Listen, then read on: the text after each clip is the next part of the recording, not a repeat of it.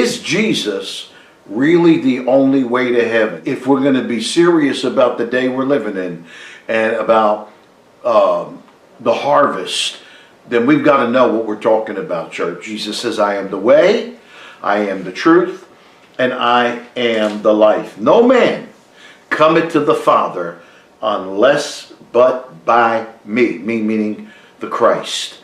Makes it very clear. He's the way to heaven. Well, is Jesus really the only way to heaven? Well, church, is he? Of course we believe that. We know it in our hearts. But what about people that are considered moral, good people, nice people? You know, we all know them. What about religious people? And what about other religions? What makes Christianity the right one and the other ones wrong, perhaps? What about the unreachable? Where you know, in third world countries and what have you? What about those? You mean to tell me that I can live a good, honest, moral life and not believe in Jesus and not make heaven? And do you mean to tell me that the person who's a liar and a thief, he can make heaven if he receives him? Well, that was proven on the cross when the thief asked for forgiveness.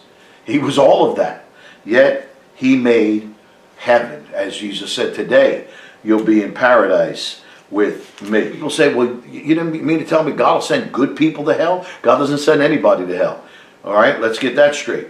So, but let me tell you where the problem lies when people talk about how good they are. It's our perspective of what's good.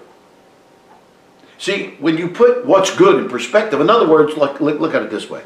Let's say, you know, when you were in school, let's say you got a 60 on your test. Not so good, right? All right. But what if everybody else in the classroom got a 50? Well, now you're looking pretty good. That's perspective. You see? You're looking okay now because everybody else got a 50. But many live their lives comparing themselves to how bad someone else is. You compare yourself to a thief, you compare yourself to a gang member or something like that. We look great. When we compare ourselves to Jesus' life, then we've all fallen short of the glory of God. The good news is Jesus is the way. The bad news is we don't deserve heaven. But the good news is he conquered death. Romans 2:8.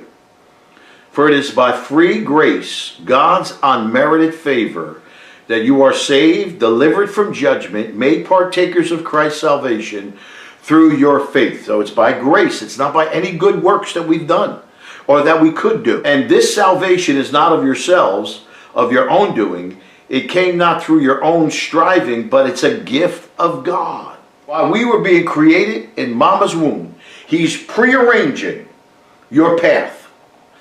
Well, yeah, no, but, you know, 5 years ago, I went down this path and I did this wrong. Yeah, because you got a free will. You made the wrong choices, perhaps. But thank God for his grace, which pulls you back in. Hallelujah. So there's really nobody good enough to enter into heaven. Sin can't enter the camp of heaven. That's why you've got to get changed in the twinkling of an eye, instantly, put on a glorified body. You read it, 1 Corinthians 15, verse 52, 53, and so on. You're changed. You're putting on a glorified body. This mortal body puts on immortality, it says. And now sin is peeled off of us. And we're made righteous because we'll never be able to enter heaven if that's not done.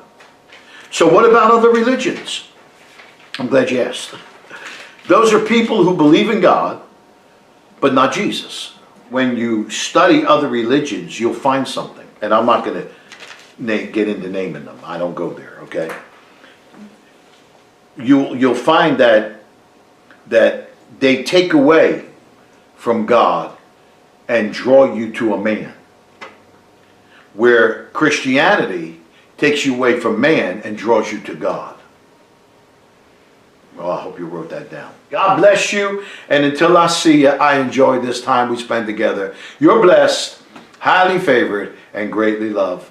Go in peace.